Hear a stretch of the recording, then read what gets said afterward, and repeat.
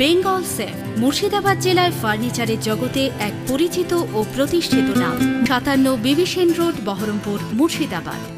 আবাস যোজনার ইস্যুতে তৃণমূল কর্মীর হাতে খুন হওয়া কালু শেখের অপরাধীদের শাস্তির দাবিতে জঙ্গিপুর টাউন ফাঁড়ি ঘেরাও করে বিক্ষোভ দেখালো সিপিআইএম।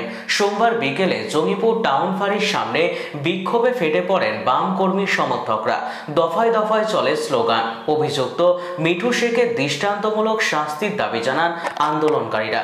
গত শনিবার সন্ধ্যায় আবাস যোজনার তালিকায় নাম না আসায় তৃণমূল কর্মী মিঠু শেখের কাছে 2000 টাকা ফেরত চাইতে গিয়েছিল কালু শেখ নামে এক ব্যক্তি, কিন্তু টাকা চাওয়ায় তাকে বেধড়কভাবে মারধর করা হয়। গুরুতর আহত অবস্থায় হাসপাতালে ভর্তি হলে সেখানেই মৃত্যু হয় তার। অভিযুক্তের কঠোর শাস্তির দাবিতে জঙ্গিপুর টাউন ফাঁড়ির সামনে বিক্ষোভ দেখান সিপিআইএম এর কর্মী সমর্থকরা।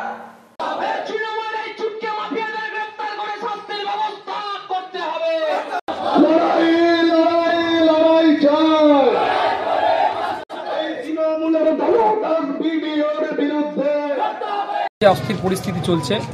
মিঠিপুরের কালু শেখ নামে এক ব্যক্তিকে মুকুন্দপুরের আবাস যোজনার যে তোলাবাজির টাকা ফেরত চাইতে গিয়ে তৃণমূলের এক গুন্ডার হাতে, কর্মীর হাতে খুন হয়েছে, নেতার হাতে।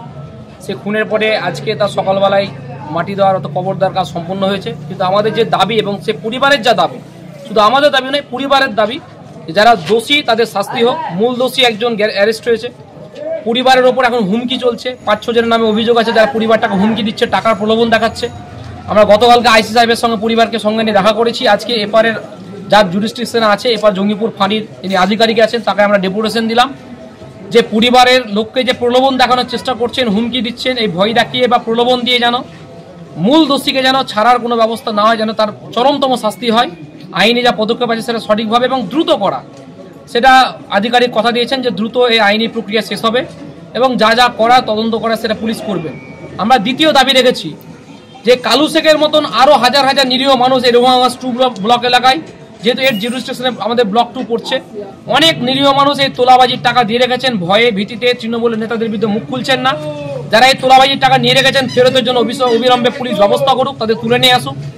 আর যারা সঠিক মানুষ তাদের আবাস তালিকার অন্তর্ভুক্ত করুক। পুলিশ বলেছেন যে 2% কোটা পুলিশের আছেন তদন্ত করে সঠিক মানুষদের আওতায় করা। তিনি আমাদের কাছে তালিকা চেয়েছেন। আমরা গরিব মানুষ যারা বঞ্চিত হয়েছে তাদের তালিকা আমরা কালকের মধ্যে জমা দেব।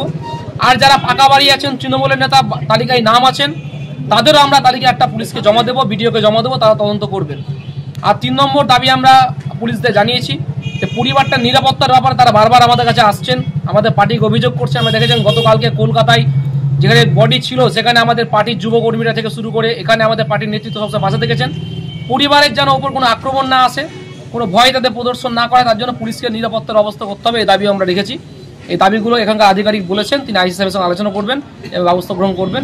আমরা এই দাবিগুলো পূরণ হলে খুশি হব এবং যিনি দোষী অ্যারেস্ট হয়েছেন তার চরমতম শাস্তির দাবি আমরা করছি। বেঙ্গল সেফ মুর্শিদাবাদ জেলায় ফার্নিচারের জগতে এক পরিচিত ও প্রতিষ্ঠিত নাম। 57 বিবি সেন রোড, বহরমপুর, মুর্শিদাবাদ।